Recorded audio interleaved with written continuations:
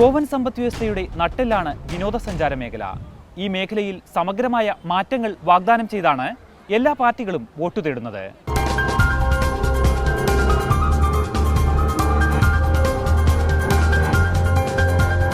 വൃത്തിയും വെടുപ്പുമുള്ള നെടുനീളൻ കടൽ തീരങ്ങളും കുറഞ്ഞ വിലയ്ക്ക് കിട്ടുന്ന മദ്യവും മെട്രോപൊളിറ്റൻ ഭാവവും ചേർന്ന് ഗോവയെ തിരക്കേറിയ ഒരു വിനോദസഞ്ചാര കേന്ദ്രമാക്കുന്നു.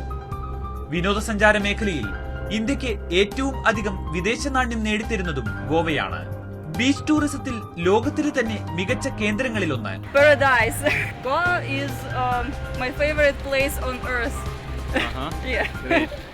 ഗോവയെ ആധുനികവൽക്കരിക്കുക എന്ന ലക്ഷ്യം മുൻനിർത്തിയായിരുന്നു BJPയുടെ 5 വർഷക്കാലത്തെ ഭരണമെന്ന് നേതാക്കൾ പറയുന്നു. Many countries, charter flights from many countries want to come to Goa, but because of inadequate infrastructure, we cannot take them. So after constructing new airport, many foreigners and the charter flight will be coming to Goa once tourists come. So we are focusing on infrastructure. തുടങ്ങിവെച്ച വികസന പ്രവർത്തനങ്ങൾ പൂർത്തിയാക്കാൻ BJPയെ വീണ്ടും അധികാരത്തിലെത്തിക്കണമെന്നാണ് അഭ്യർത്ഥന.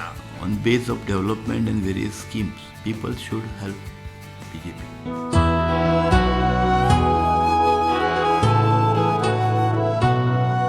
സമാനതകളില്ലാത്ത പൗരാണികത നൽകുന്ന പള്ളികളും ഇവയ്ക്കുള്ളിൽ വിശുദ്ധരുടെ രൂപങ്ങളും ഛായാചിത്രങ്ങളും തിരുശേഷിപ്പുകളും കാണാനായി ധാരാളം വിശ്വാസികളും ഗോവയിലെത്തുന്നു. യുനെസ്കോ ലോക പൈതൃകം കൂടിയായ ക്രൈസ്തവ ദേവാലയമാണ് ബോം ജീസസ് ബസിലിക്ക. കാണാൻ ഏറെയുണ്ടെങ്കിലും അടിസ്ഥാന സൗകര്യങ്ങളുടെ കാര്യത്തിൽ കാലത്തിനനുസരിച്ച് Goa ഉയർന്നിട്ടില്ല. We are trying to bring to the notice of the people that this government had given them a assurance. When the elections were held in 2012, our government was painted black. They gave them promises like they will make 0% VAT on petrol. They will put the casinos in the Mandavi river.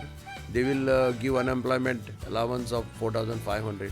They will give 50,000 jobs. They will scrap the regional plan, prepare a new regional plan.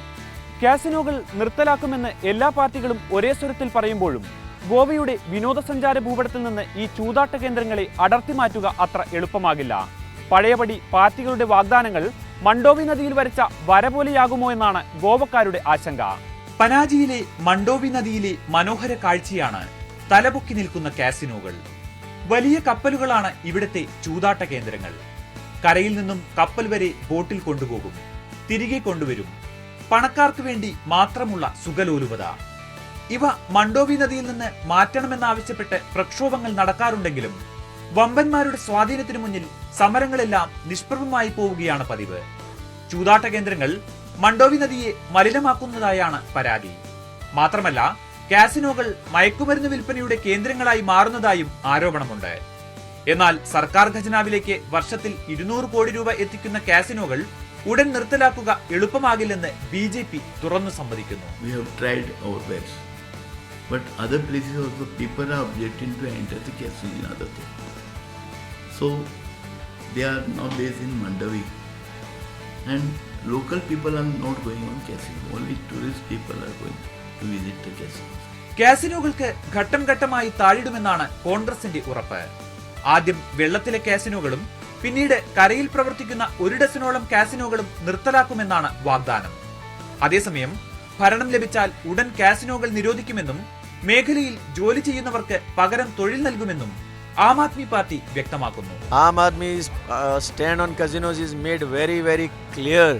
Aam Aadmi Party will remove them. സർക്കാരിനെതിരായ വികാരമാണ് ഗോവയിലെ മത്സ്യത്തൊഴിലാളികൾ പങ്കുവയ്ക്കുന്നത്. വിനോദസഞ്ചാര മേഖലയിൽ മാത്രം ശ്രദ്ധ കേന്ദ്രീകരിക്കുമ്പോൾ തങ്ങൾ അവഗണിക്കപ്പെടുകയാണെന്നാണ് ഇവരുടെ ആരോപണം. പാർട്ടികളുടെ വാഗ്ദാന ലംഘനങ്ങളുടെ കഥയാണ് ഗോവയിലെ മത്സ്യത്തൊഴിലാളികൾക്ക് പറയാനുള്ളത്. തൊട്ടടുത്ത സംസ്ഥാനങ്ങളിൽ നൽകുന്ന ആനുകൂല്യങ്ങൾ പോലും നിഷേധിക്കുന്നു. ഇന്ധന സബ്സിഡി പോലും നൽകുന്നില്ല. ഏത് പാർട്ടി വന്നാലും കോരന് കുമ്പിളിൽ തന്നെ കഞ്ഞിയെന്ന് അറിയാമെങ്കിലും തമ്മിൽ ഭേദം കോൺഗ്രസ് എന്നാണ് പനാജിയിലെ മീൻ വിൽപ്പനക്കാർ പറയുന്നത്.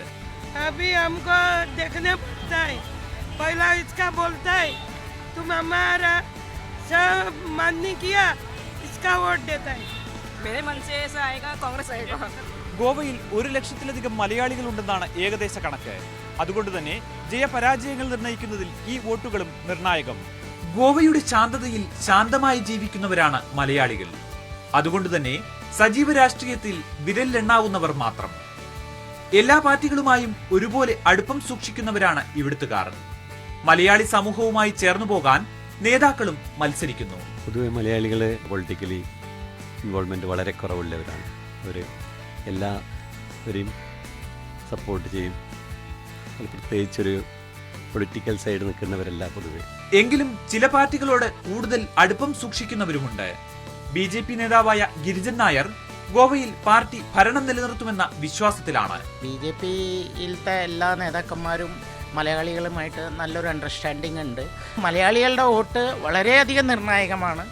ഒരു 3-4 MLA-മാരെ ജയിപ്പിക്കാനുള്ള ഒരു വോട്ട് നമ്മുടെ ഭാഗത്തു നിന്നുണ്ട്. ഗോവൻ മലയാളി ജനത തിരഞ്ഞെടുപ്പിൽ അത്ര സജീവമല്ലെങ്കിലും തിരഞ്ഞെടുപ്പിനായി ഓടിപ്പായുന്ന ഒരു മലയാളിയെ ഞങ്ങൾ പനാജിയിൽ കണ്ടു. പശ്ചിമ ഗോവ കലക്ടറായ നിളാമോഹൻ. വോട്ടെടുപ്പിനുള്ള എല്ലാ ഒരുക്കങ്ങളും പൂർത്തിയായതായി നിളാമോഹൻ വ്യക്തമാക്കി. ലോ ആൻഡ് ഓർഡർ റിലേറ്റഡ് ആയ കാര്യങ്ങളെല്ലാം തന്നെ പ്രിപ്പയർ ആയി കഴിഞ്ഞിട്ടുണ്ട്. പൊതുസ്ഥലങ്ങളിൽ പോസ്റ്ററുകളും ബാനറുകളും വെക്കുന്നതിന് കർശന നിയന്ത്രണമുള്ള സംസ്ഥാനമാണ് ഗോവ. ഗോവയിൽ പ്രത്യക്ഷ പ്രചാരണം കുറയാനുള്ള കാരണവും കലക്ടർ വിശദീകരിച്ചു. ഇവിടെ ഹൗസ് ടു ഹൗസ് ക്യാമ്പയിനിങ് ആണ് കൂടുതലും ആക്റ്റീവായ ഒരു ക്യാമ്പയിനിങ് മോഡ് എന്ന് പറയാം. അതുകൊണ്ട് ഗോവയിൽ ട്രഡീഷണലി വോട്ടിംഗ് ടേൺ ഔട്ട് വളരെ നല്ല ഒരു റേറ്റിൽ തന്നെയാണ്.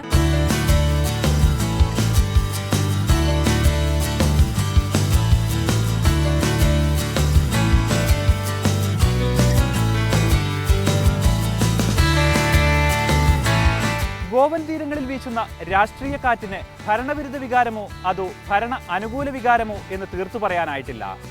വൻ തിരകളല്ലെങ്കിലും ഓളമുണ്ടാക്കാൻ കെൽപ്പുള്ളവർ തന്നെയാണ് ഗോവയിലെ ചെറുപാർട്ടികൾ. സംസ്ഥാനം വരുന്ന 4-ന് പോളിംഗ് ബൂത്തിലേക്ക് നീങ്ങുമെങ്കിലും ഫലം വരാൻ മാർച്ച് 11 വരെ കാത്തിരിക്കണം. ഗോവ നിയമസഭാ തെരഞ്ഞെടുപ്പിനെ കുറിച്ചുള്ള പ്രത്യേക പരിപാടി ഇവിടെ അവസാനിക്കുന്നു. നമസ്കാരം.